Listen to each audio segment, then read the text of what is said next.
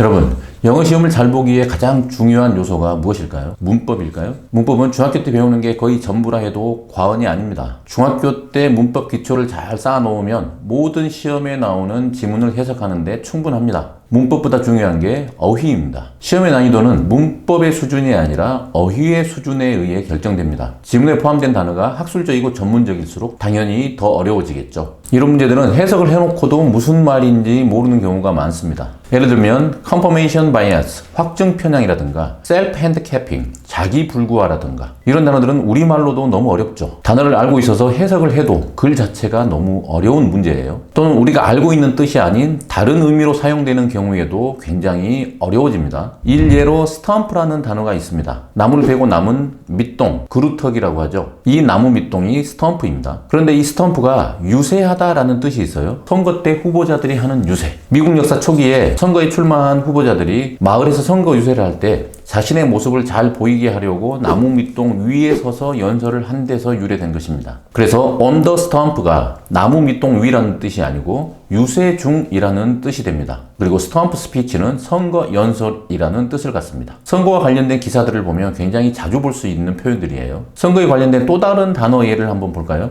barnstorm이라는 단어가 있는데 barn은 헛간을 뜻하죠. storm은 폭풍. 이 두 단어가 합쳐져서 barnstorm이 지방 유세를 하다라는 뜻을 갖습니다. 뜬금없이 지방 유세가 왜 나오죠? 옛날 미국의 악단들이 지방에서 공연을 할 때 이 공연할 장소가 마땅치 않아서 큰 농장의 헛간에서 공연을 자주 하곤 했습니다. 공연장에 비해 좁고 불편했겠죠. 그런데 좁다 보니까 이 객석과 무대 사이에 거리가 굉장히 가까워요. 관객들은 정말 생생한 공연을 볼 수 있었겠죠. 그로 인해 폭풍 같은 환호와 갈채를 받을 수 있었다고 합니다. 그래서 반스톰이 지방 순회 공연을 하다라는 뜻이 되었고 이게 정치인들이 지방으로 유세를 다니는 것으로 뜻이 변하게 되었습니다. 이런 단어들처럼 우리가 1차적으로 알고 있는 뜻이 아닌 다른 의미로 지문에 쓰이게 되면 해석이 너무 꼬이게 되겠죠. 심지어 어떤 단어들은 1차적인 의미도 어렵고 그 내포되어 있는 뜻은 더 어려운 단어들도 있습니다. 얼마 전 다루었던 에코 체인버, 그 뜻이 반향실입니다. 일단 반향실이라는 단어도 어렵지만 이걸 반향실이라고 외우고 있어도 아무 소용이 없습니다. 반향실의 의미를 알고 있어야 하는 거죠. 그것도 1차적인 의미가 아니고 이 반향실이 가지고 있는 사회적, 문화적 의미를 알고 있어야 해요. 반향실의 1차적인 의미는 메아리가 생기게 만든 방이라는 뜻인데 이것의 사회적 의미는 비슷한 생각을 갖는 사람들의 이야기만 들음으로써 이 생각이나 신념이 어느 한쪽으로 계속 치우치게 된다라는 뜻입니다. 어려운 영어 문제는 바로 이런 어휘들을 사용하기 때문에 어려운 것입니다. 수준 높은 어휘, 한글로도 잘 모르는 어휘, 또는 1차적인 의미가 아닌 내포된 다른 의미를 갖는 어휘, 이런 어휘들이 지문에 포함되어 있기 때문에 해석을 하고도 답을 찾기가 어렵습니다. 그래서 이런 단어들은 그 내포하고 있는 사회적, 문화적 의미를 파악하는 게 굉장히 중요합니다. 여러분이 공부한 어휘의 수준이 높으면 당연히 수준 높은 문제를 풀기에 유리하겠죠. 그런데 여기서 수준이 높다는 것은 어휘의 양적 수준만이 아닙니다. 어휘의 질적 수준도 포함이 됩니다. 그럼 어떻게 어휘의 양적 수준과 질적 수준을 빠르게 확장시킬 수 있을까요? 일단 어휘의 양적 수준을 빠르게 확장하시려면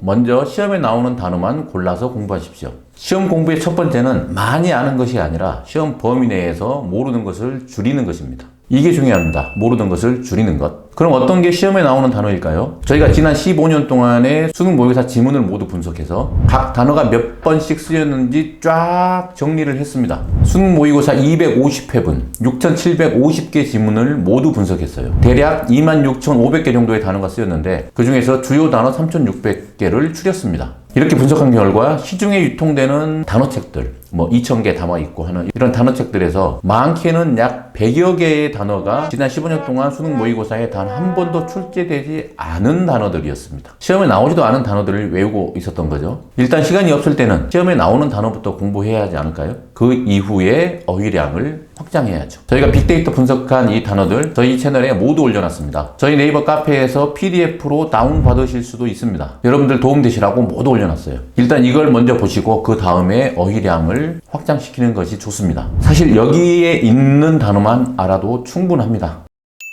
두 번째로 어휘의 질적 향상은 어떻게 시킬 것인가? 아까 얘기 드린 에코 체인버라는 단어 뜻을 찾아봤더니 반향실이라고 나와요. 그럼 반향실은 뭐지? 찾아봐야죠. 그랬더니 메아리가 생기게 만든 방이라고 나옵니다. 자, 여기까지만 하더라도 좀 귀찮죠. 그런데 이 메아리가 생기게 만든 방이 중요한 게 아니고 또 다른 의미를 가지고 있어요. 단어 하나 알기 위해 언제 이렇게 공부하고 있겠습니까? 다른 공부할 시간도 많고 시간은 한정되어 있는데 여러분 이런 거 찾아보지 마십시오. 그 시간에 다른 문제 하나 더 푸십시오. 어휘의 질적 향상은 저희 채널 구독하시면 자동으로 됩니다. 저희가 수능 모의고사, 공무원 시험, 공기업 시험, 토익, 토플 이런 데 필요한 핵심 단어를 중심으로 그 배경 지식을 모두 알려드리겠습니다. 저희가 만드는 콘텐츠는 이미지나 영상을 활용하기 때문에 그냥 글로 보는 것보다 훨씬 쉽고 정확하게 뇌에 기억됩니다. 게다가 그냥 영어 독해만을 위한 배경 지식이 아닙니다. 여러분 GSAT 아시죠? 삼성 직무능력시험. 우리나라 최고의 기업 삼성에 들어가려면 꼭 치러야 하는 시험입니다. 이 시험에 이런 배경 지식이 어마어마하게 도움이 됩니다. 공기업 준비할 때 일반 상식 문제에도 큰 도움이 됩니다. 이런 시험 준비가 아니더라도 저희가 다루는 이런 배경 지식들은 지적 수준을 높일 수 있습니다. 아는 게 많아지면 보이는 게 많아지고 즐길 수 있는 것도 많아집니다. 수준 높고 교양 있는 대화가 가능해집니다. 여러모로 많은 도움이 될 것입니다. 도움이 되면 좋겠습니다. 도움 되시라고 만들고 있습니다. 감사합니다.